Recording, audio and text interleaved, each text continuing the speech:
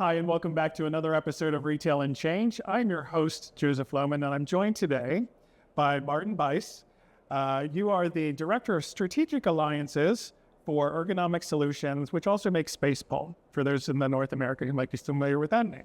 Welcome. Thank you. Thank you for having me. I appreciate you giving us the time in the middle of a very busy trade show. I walked past your booth and, like ours, lots of people. You were in the middle of conversation. So I appreciate the 15 minutes you're about to give us. Let's start off with a little background on you. So tell me about yourself. How long have you been in retail? How long have you been at Ergonomic Solutions? What brings you to this point? Yeah, I'm almost embarrassed to say that I'm almost 30 years in the industry right now, but I'm very happy to do it.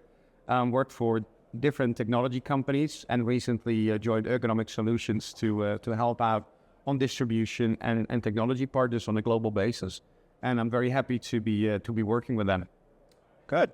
So tell me a little bit about Ergonomic Solutions. What do you guys do? Yeah, so the company was founded 35 years ago, and we are most well known of mounting technology in the retail space.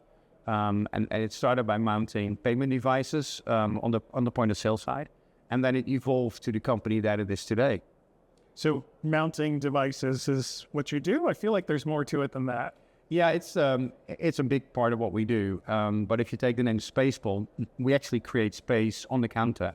So making sure that the technology, whether it's printing, it's monitors, it's compute, is structured in a way that it saves space, but it's also ergonomic, approved to work from the tellers and the people behind there.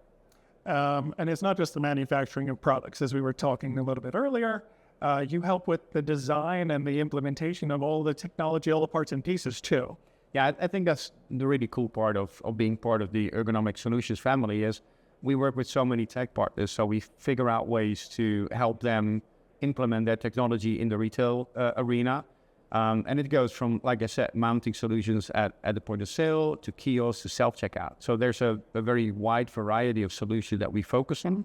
Mm-hmm. Which also means that there's a wide variety of technology partners that we team up to solve problems from retailers across the world. And your conversation with retailers as you're helping them solve problems, like what all do you do for them? How does that work? Like I said, it started with making sure that we mount things right at the point of sale, but it has been evolved. If you look into the trends right now on self-checkouts, we see a lot of demand coming in for more bespoke solutions. So when self-checkout were introduced back in the days, every retailer was happy to order one off the shelf and put that in. That was already a really great step forward. But if you think about the fact that the point of checkout is still an important moment of interaction from a retailer with their customer, there's a growing demand to make sure that they have their own footprint on it, their own identity, their own branding on those solutions. Why? Why is that so important to them? I think in the end, it's important that you have that brand identity across the store and even outside of the store. It gives them a way to personalize it and send their brand identity and their core values to the customer. It also makes sure that they have a say in the technology that's been used. Right now, there's so many good technology out there, so they want to combine things, and we bring that all together in the right housing for that self-checkout. So they can actually enable the best technology out there in the world, or in some cases repurpose existing technology just to make sure that they don't scrap good products, because the environment plays a role as well. And I imagine it also helps them, because every retail situation is different. Every store is different. Layout, customers, how they approach the sales. This bespoke custom solution, are you saying retailers use this as a way to really tailor their business to how their customers want to purchase? Oh, definitely, because it's not a one-size-fits-all anymore. It's really about looking into what kind of business needs does the retailer have, what is the retail space looking like, how much room is there enough room for ADA compliant solutions as well. So it really fits into a tailor-made solution. And then it's also about, are you like a big basket, small basket retailer? So how much space do you need around those solutions? So yeah, there's a lot of thought that goes in there and design decisions to make the right bespoke solution. And you mentioned ADA, which is, regulations to make sure it's accessible to those with special needs. How complicated is that for retailers? I think it's actually pretty complicated if you don't know the rules and you don't have a team that actually... And there's different rules by country. Oh, yeah. And even some local regulations can have an impact on that. Definitely, they do. And that's also where we add the value, because we have dedicated designers that look into those ADA compliance rules. I'm just calling it ADA as the common denominator, but it's also taking care of all the local needs. Mm-hmm. And what we do is we bring those experts to the table when we speak to retailers and tech partners when we actually design those solutions. And they actually influence our designs a lot. How so? Sometimes it's just something simple, like if you take the depth of a solution, we're working on recycling solutions that are quite deep. And then from a design perspective, the retailer may think, oh, that's good if the screen is on the end.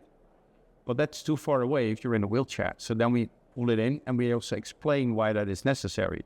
And we actually tailor the design so it looks like it's been designed to look like that, mm-hmm. and not designed to be ADA compliant. Because what we don't want is to have a feeling out there that it's a special solution. It needs to be a solution that's fitting for all. And are you also seeing retailers pay more attention to the customer experience as a whole? How they making it more seamless to do the checkout? Is that having an impact on your work? Yeah, it definitely does. And it goes actually in two ways. When it started looking into self-checkout, maybe 20 years ago, we had a lot of challenges with the user interface. You start working on a self-checkout, you walk up and it says, hey, you want to use the self-checkout? Yes. And you punch another button. And then it's like, hey, are you a loyalty member? No. You want to have a loyalty card?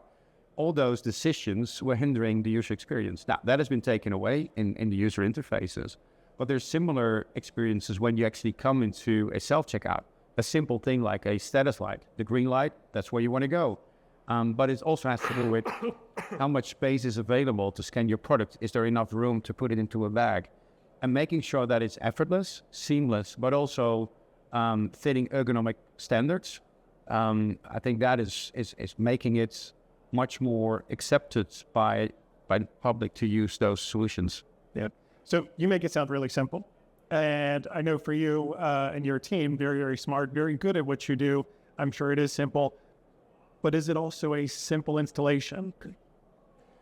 Well, that's an interesting one.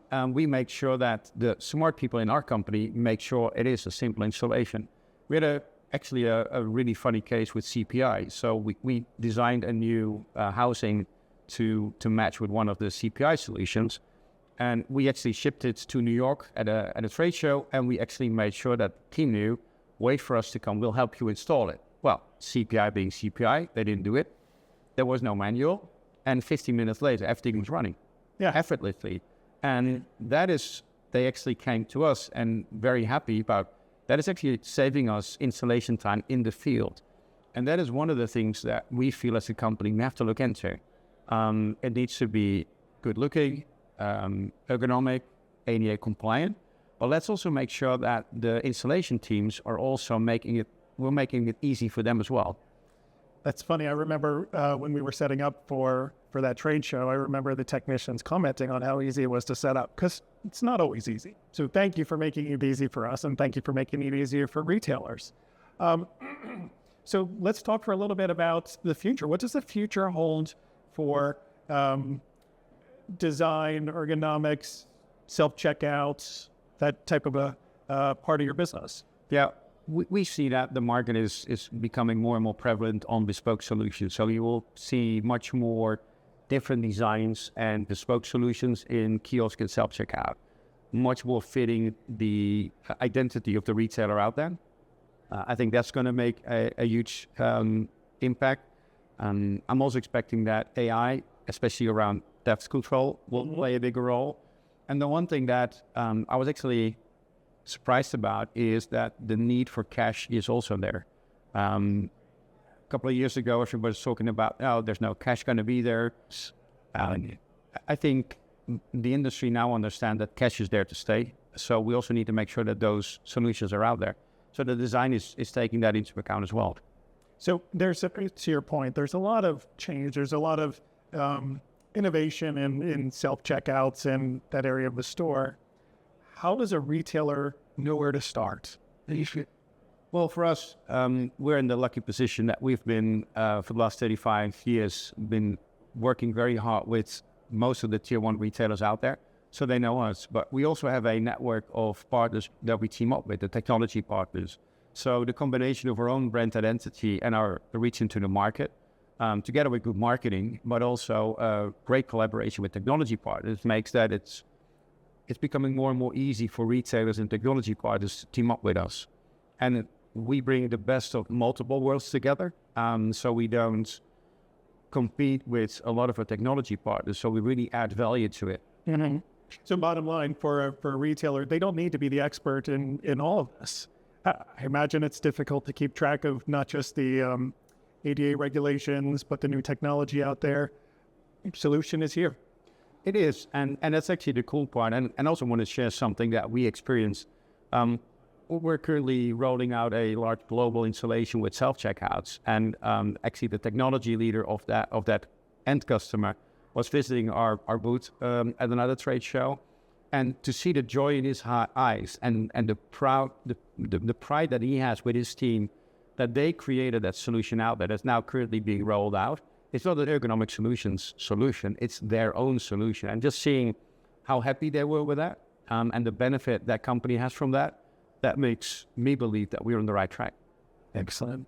One last question for you, and this is kind of a personal observation. I'm curious to see if you've perceived the same thing. As I look around, not just here at the trade show, but also when I go into retail stores and the situations, it seems to me like we're approaching convergence of digital signage, kiosks, and self-checkouts, where they're blending more and more together.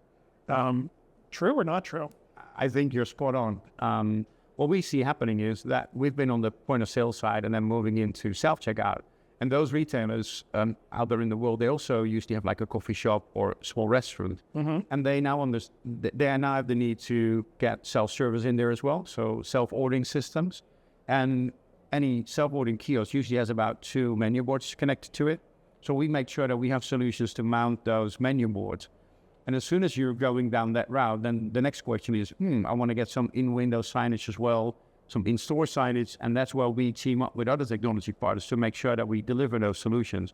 We do all the mounting, and our mounts will stay in for many years, so you can interchange the technology that has a lesser lifetime, but the mounts are in there to stay and make sure that it's safe and well positioned. Are there different considerations for mounting, whether it's placement or the hardware used to mount it, for a digital signage versus a kiosk type of a thing? Is that something that retailers need to keep in mind? Yeah, I think it's important that you really think through where to place your signage. And in most cases, the store operations team, they actually know where to put it, because in a lot of cases, they're migrating from print into signage. So that's already a good thing. Mm-hmm. But it's more like giving you advice like, hey, do it in window. We don't sell the screens, but we do advise about some really good partners that we have. So making sure that it's all connected in the right way. It's also a seamless and similar message that you send out on all of that. So the signage has the same look and feel as what's happening on the kiosk and also on the user interface on the self-service. I think in the end that will help the retailer to maintain their brand identity and add value to that retail experience. Excellent. So we are about out of time. Before we finish, let me just say thank you for being such a good partner to us. I love that we can together bring some retail solutions and help retailers, really understand how Ergonomic Solutions, CPI with our cash automation, can supercharge their businesses and kind of be the forefront of innovation in that area. Thank you. We're very grateful to be a partner of you guys as well. We really value the brand and the solutions, and also, besides all the technology, you're really good people. So it's a joy to teaming up with you guys. Feelings mutual. Thank you. If you would like to learn more about Ergonomic Solutions, Spacepool, or Maarten, I would encourage you to check out the links below in our show notes. And if you enjoyed this podcast, please like, share, and follow. You can find us on Apple Podcast and Spotify.